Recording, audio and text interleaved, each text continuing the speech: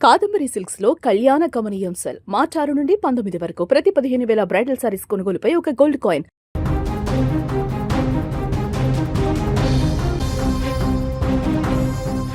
అందమైన సముద్ర తీరం, కనుచూపు మేర పచ్చని ప్రకృతి, ఆకాశం నుంచి ఆ అందాలను వీక్షిస్తున్న పర్యాటకులు. కానీ అంతలోనే విధి వంచింది. క్షణకాలంలోనే ఆ ఆనందం ఆవిరైపోయింది. పర్యాటక స్వర్గధామంగా పేరొందిన అమెరికాలోని హవాయ్ రాష్ట్రంలో ఊహించని విమాన ప్రమాదం చోటు చేసుకుంది. హవాయ్ దీవిలో జరిగిన ఒక హెలికాప్టర్ ప్రమాదం యావత్ పర్యాటక లోకాన్ని దిగ్భ్రాంతికి గురిచేసింది. గాలిలో ప్రయాణిస్తున్న హెలికాప్టర్ ఒక్కసారిగా నియంత్రణ కోల్పోయి భూమికి విసిరి కొట్టినట్టుగా పడిపోవడంతో ముగ్గురు వ్యక్తులు అక్కడికక్కడే ప్రాణాలు విడిచారు. మరికొందరు మృత్యువుతో పోరాడుతున్నారు. హవాయిలో అత్యంత ప్రసిద్ధి చెందిన పర్యాటక ప్రాంతం కలౌలో బీచ్. ఈ ప్రాంతంలోని అద్భుతమైన దృశ్యాలను ఆకాశం నుంచి చూసేందుకు పర్యాటకులు ఎప్పుడూ ఆసక్తి చూపిస్తుంటారు.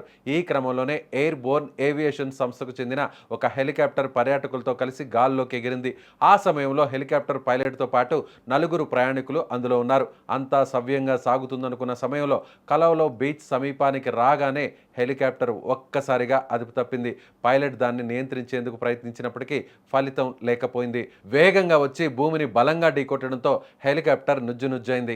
ఈ ఘోర ప్రమాదంలో ముగ్గురు పర్యాటకులు సంఘటనా స్థలంలోనే ప్రాణాలు కోల్పోయారు. సమాచారం అందుకున్న వెంటనే రెస్క్యూ టీం రంగంలోకి దిగింది. హెలికాప్టర్ శిథిలాల నుంచి మరో ఇద్దరిని బయటకు తీసి అత్యవసర చికిత్స కోసం సమీపంలోని ఆసుపత్రికి తరలించారు. ప్రస్తుతం వారి పరిస్థితి చాలా విషమంగా ఉన్నట్లు వైద్యులు చెబుతున్నారు.